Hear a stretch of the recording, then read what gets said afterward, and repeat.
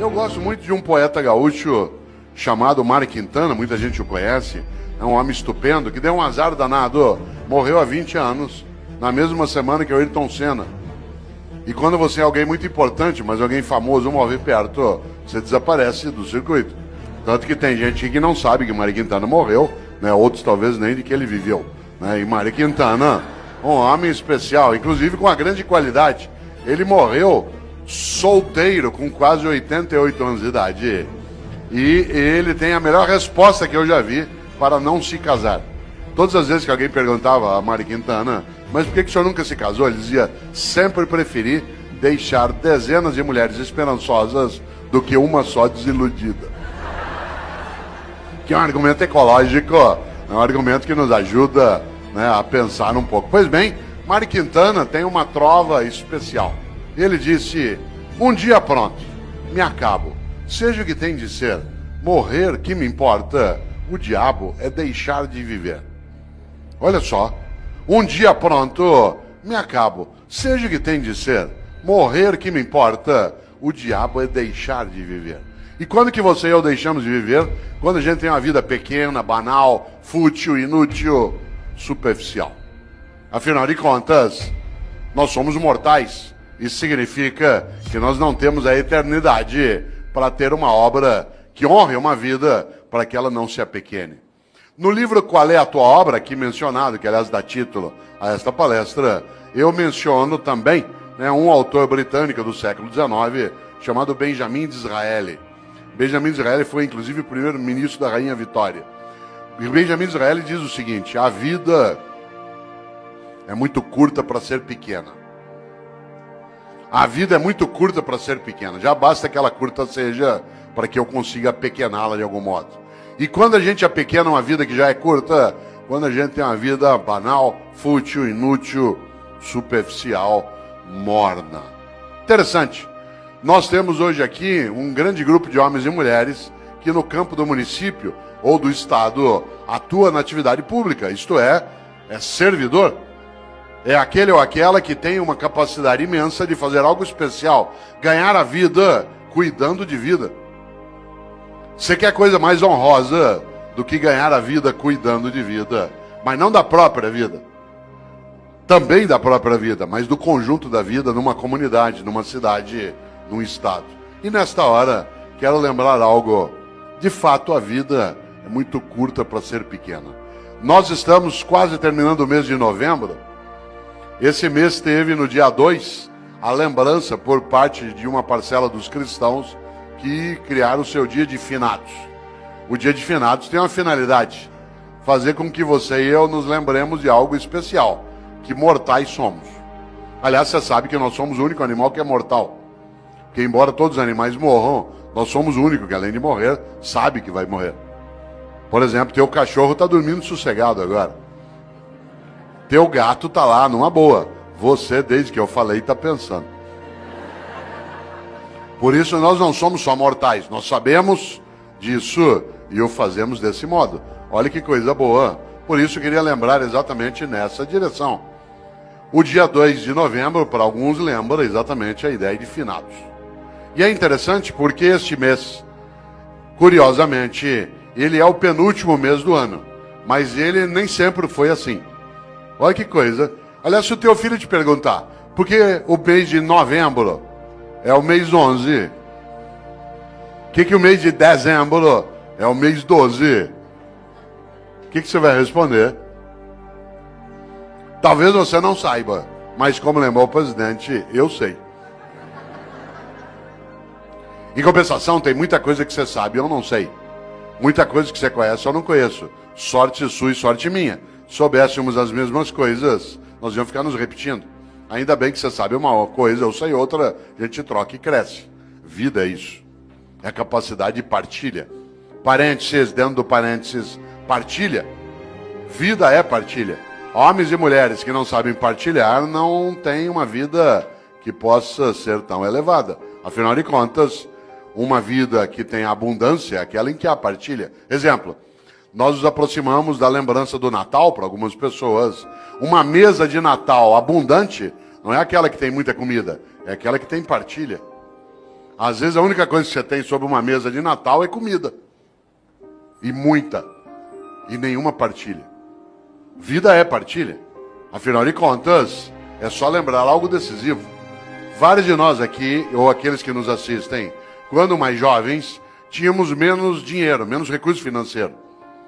A sociedade brasileira era mais pobre do que ela é hoje. Vários dos nossos pais tiveram menos dinheiro do que nós. Vários dos nossos tínhamos menos recurso. O país ele foi elevando a nossa capacidade de renda. Claro que ainda longe daquilo que a gente deseja e merece, mas absolutamente superior ao que já tivemos há 40, 50 anos.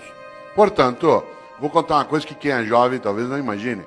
Vários de nós, quando mais jovens, a gente ia almoçar no domingo na casa de um irmão, do pai, da mãe, de um parente. Não tinha possibilidade de fazer um almoço se cada um não levasse alguma coisa. E aí vinha um milagre magnífico na vida. Cada um de nós levava um pouquinho.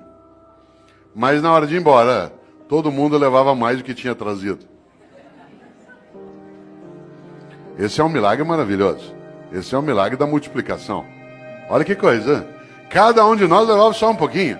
Um frango, uma maionese, uma lasanha. Mas na hora de ir embora, depois que você juntava e todo mundo comia, sobrava. E cada um levava para casa mais do que tinha levado para o almoço.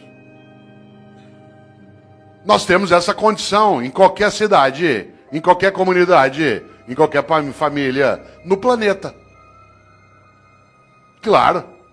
Nós só não o fazemos no dia a dia porque uma parcela ainda tem uma ética absolutamente individualista, exclusiva, malévola, deletéria, destrutiva, predatória.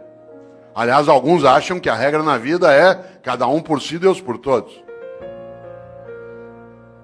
Mahatma Gandhi nos alertou sobre isso. Ele disse um dia, olho por olho, uma hora acabamos todos sem enxergar. E essa é uma coisa séria. E aqui na sala, quem não enxerga sabe muito bem o impacto que tem, né? Que não enxerga com os olhos, né? Que enxerga com os ouvidos ou com os dedos. Sabe o impacto que isso tem, né, no nosso cotidiano. Por isso, cautela. A lógica do olho por olho, ela é arriscadíssima. E se a gente observa, nós temos uma coisa séria, né, que é a nossa incapacidade, às vezes, de pensar na nossa mortalidade. Por isso, volto. Por que o mês de novembro é o mês 11? Por que o mês de setembro é o mês 9? Talvez algumas pessoas não saibam, mas até o século I a.C., até o século I a.C., no mundo romano, o ano se iniciava em 1º de março. O ano se iniciava em 1º de março. O primeiro dia do ano era 1º de março. E o último era 28 de fevereiro. Por isso, quando o ano se iniciava em março, setembro era o mês 7. Outubro era o mês 8. Novembro era o mês 9. Foi Júlio César que alterou o calendário e colocou janeiro e fevereiro no início do ano, produzindo alguns distúrbios. Um deles que o segundo mês do ano passou a ser o mês mais curto. E antes ele era o último, servia para ajustar o calendário. O segundo distúrbio é que parte dos meses o nome perdeu o sentido. Novembro virou o mês 11. Olha quanta coisa inútil você não sabe. Mas eu sei. E eu partilho contigo, agora você sabe também. Olha que coisa boa. Pouco a pouco o mundo foi adotando o dia 1º de janeiro como o primeiro dia do ano. O único país do mundo em que o ano continua começando em março é o Brasil, né, que é um país clássico, né, um país clássico que não aceita essas modernidades de Júlio César. E para nós, não é março, ainda não começou. Né? Olha que coisa interessante. Eu, Cortella, no dia que eu me for, e eu me vou, e você também. Mas eu não quero ir. Eu quero ficar. Lamento. Só tem um jeito de ficar. Se você fizer falta. Eu tenho um livro chamado Viver em Paz para Morrer em Paz. E nesse livro eu faço uma pergunta na capa que eu queria fazê-la aqui agora. A pergunta é: se você não existisse, que falta faria? Não pense nisso numa sexta-noite após beber um pouco. Se você não existisse, que falta faria? Por exemplo, tem gente que faz uma falta imensa. Tem gente que faz uma falta imensa na tua vida. Alguém que te criou, alguém que te apoiou, alguém que estava contigo. E tem gente que não faz falta nenhuma. Teve gente que não vai poder ir ao teu Natal porque não tá ou já morreu, vai fazer uma falta imensa. E tem gente que não vai e vai te dar uma alegria imensa. São aqueles que nos dão o agradável prazer da ausência delas. Já imaginou? Cuidado! Você sabe que morrer é ser esquecido. Você, quando faz falta, não é esquecido. Não é casual que no grego arcaico o verbo para morrer e o verbo para esquecer seja o mesmo, que é letos, de letal. Porque morrer é ser esquecido. Enquanto alguém lembrar de você, derramar uma lágrima, der risada por algo que você fez e que ele recordou, pegar uma roupa tua e cheirar e ter uma boa lembrança ou saudade, enquanto a pessoa olhar algo que você fazia, querer lembrar de uma comida que você gostava, você continua vivo. Morrer é ser esquecido. Claro, se você for a um cemitério agora dia 2, você deve ter notado, né? Tem túmulo que está abandonado, tudo caído, o vaso não é cuidado mais, aí morreu. Enquanto alguém estiver contigo, na memória, no coração, olha a palavra que eu vou usar de propósito, na recordação. Recordar é fazer passar de novo pelo coração. Recordar, recordes. Você continua vivo. A fama passa, a importância fica. Só tem um jeito de ficar, ser importante. E a importância você constrói onde você está. Na família, no governo, no legislativo, numa atividade de natureza privada, numa escola. Afinal de contas, uma pessoa importante é aquela que fica nos outros. Olha aqui para mim se você puder.